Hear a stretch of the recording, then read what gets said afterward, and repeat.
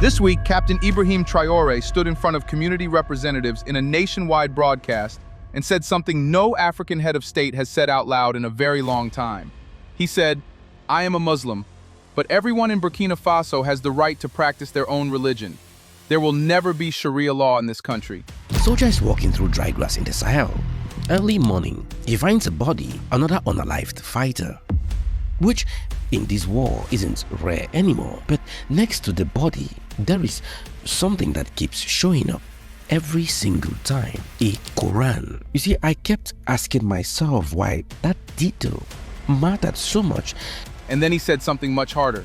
He turned to the roughly 1,000 Burkinabe students currently registered in Saudi Arabia, studying Sharia and Islamic law on scholarships, and he told them this: "To those Burkinabe studying Sharia law in Saudi Arabia, do not return to Burkina Faso. Instead of acquiring technological knowledge and skills that can help develop our country, you chose to study Sharia law. Stay where you are. You won't be allowed back here." According to the Senegalese outlet Dakaractu, he went further. He said he would bring them home, and that anyone who does not return will no longer be Burkinabe. Read that again. Come home, or you lose your citizenship. Now, I want to deal with something before we go any further, because a lot of coverage of this story is wrong. Nobody in the Arab world has condemned this. There is no Saudi statement, no Arab League statement. No Gulf government has publicly objected to a single word of it. And here is the fact that flips this entire story around. According to reporting, Saudi Arabia offered to build 200 mosques in Burkina Faso. Traoré turned the offer down. He told them to build schools instead, hospitals, industries, businesses that create jobs. So this is not a story about Arab countries pressuring Burkina Faso. It is a story about Burkina Faso refusing them. And that is a much more interesting story, because of who else Traoré has refused. This channel has documented the expulsions, French troops out, the French ambassador out, military agreements torn up, diplomatic ties cut this June. Le Burkina Faso, ce pays d'Afrique de l'Ouest, illustre aujourd'hui l'échec dramatique de la junte militaire au pouvoir depuis le coup d'État de 2022. En 4 ans, le pays s'est progressivement isolé de la communauté internationale, a été suspendu de plusieurs organisations régionales et internationales, tandis que les libertés fondamentales y sont méthodiquement réduites. Dans le même temps, la situation sécuritaire s'est aggravée. Plus de la moitié du territoire échappe au contrôle de l'État et plusieurs millions de Burkinabés ont été déplacés et ont besoin d'une aide humanitaire. The American drone base at Air Base 101 in neighboring Niger, gone. Western NGOs restricted. The UN resident coordinator declared persona non grata. The BBC, Voice of America, and Human Rights Watch blocked. And now, 200 Saudi-funded mosques refused.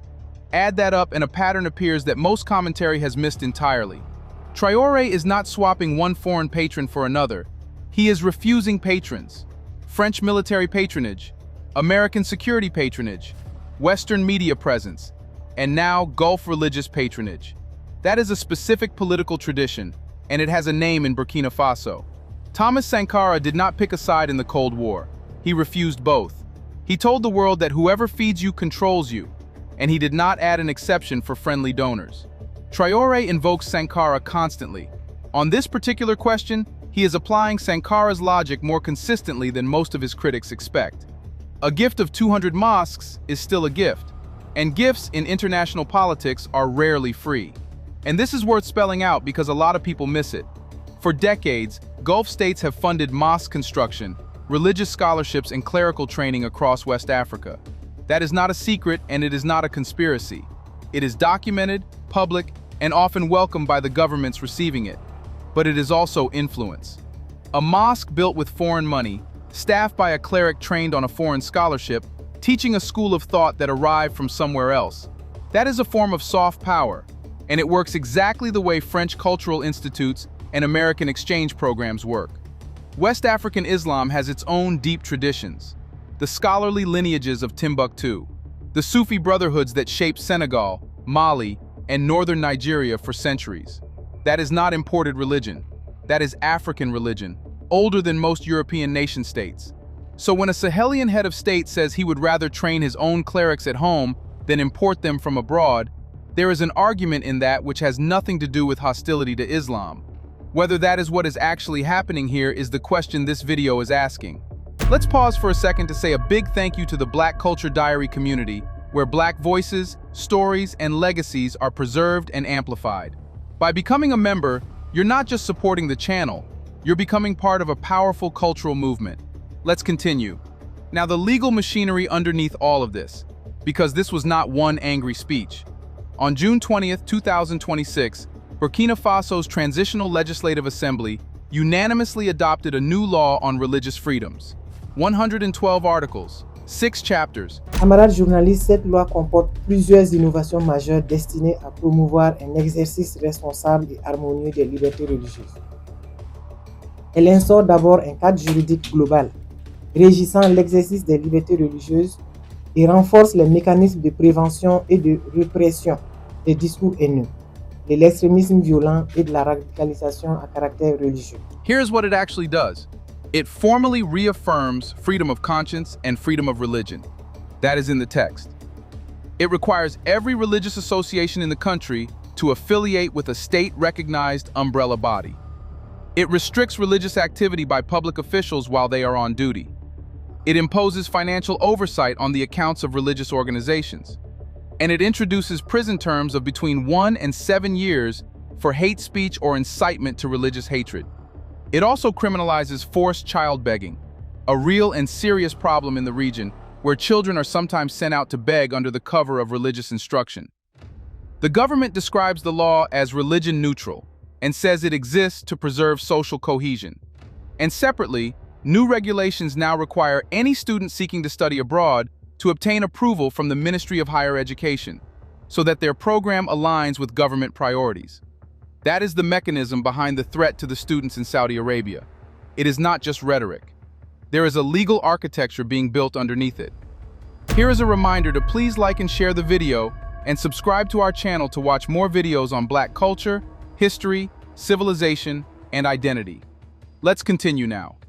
Now, the argument Traoré himself is making, in his own words, because it deserves to be stated properly before anyone judges it. Speaking this week, he escalated directly against scholars he accuses of spreading extremist ideas.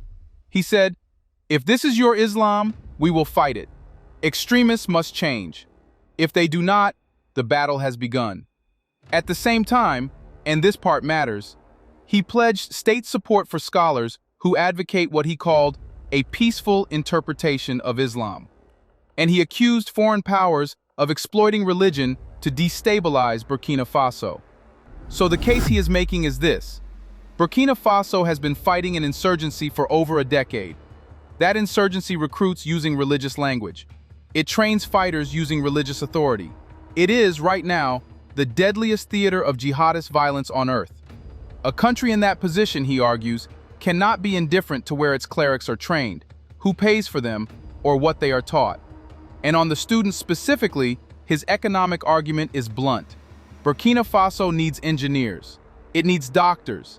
It needs technicians who can build power stations and run gold refineries and maintain a railway.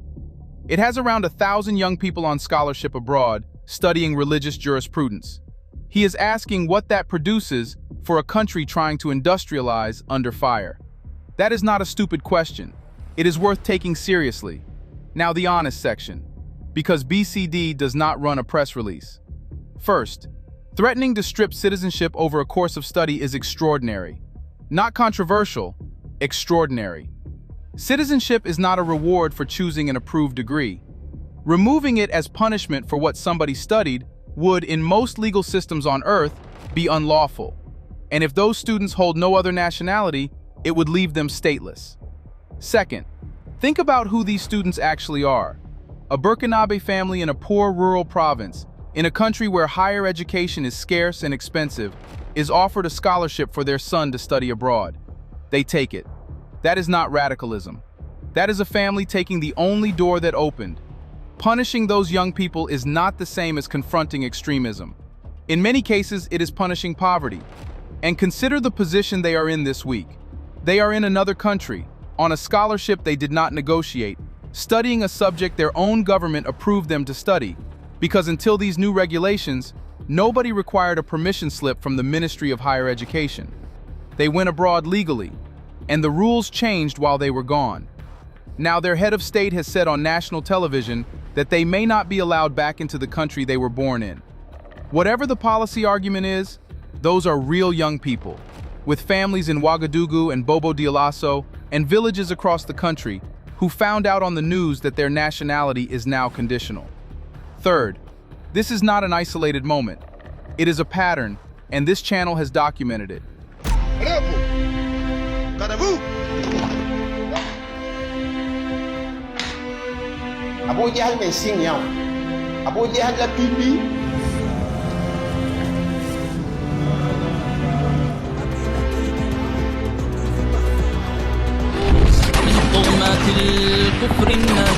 Imam Mohammed Ishaq Kindo, vice president of the Sunni movement, holder of a doctorate from Saudi Arabia, arrested on May 26th, on the day of Arafat, after criticizing this very legislation.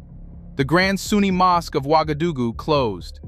Imam Mahmoud Baro of Bobo Dioulasso, missing since March 31st. The activist Mahamadi Bagian, dead in police custody. The National Student Union UGEB suspended, its leader and 9 others arrested. And on June 23rd, 2 more preachers banned by ministerial decree.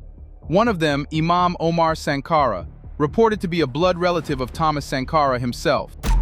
गुज़रे हुए 100 साल की तारीख गवाह है साए की तरह साया फिगन हम पे खुदा है.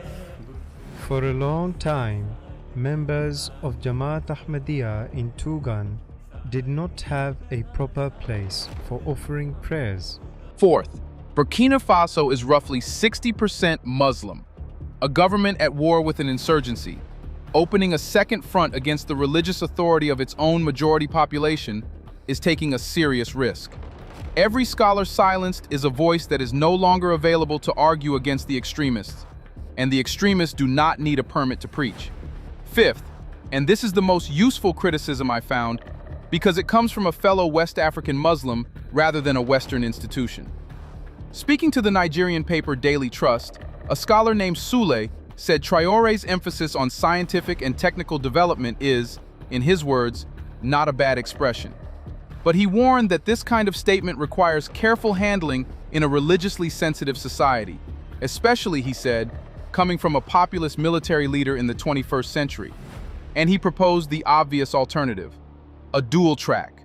Let religious education continue and invest public money in producing scientists, engineers, and technology experts alongside it. His closing line was simple: we need religious clerics. That is the strongest objection on the table. Not that Traoré is wrong to want engineers, that he has framed it as a choice when it did not have to be one. So where does this leave us?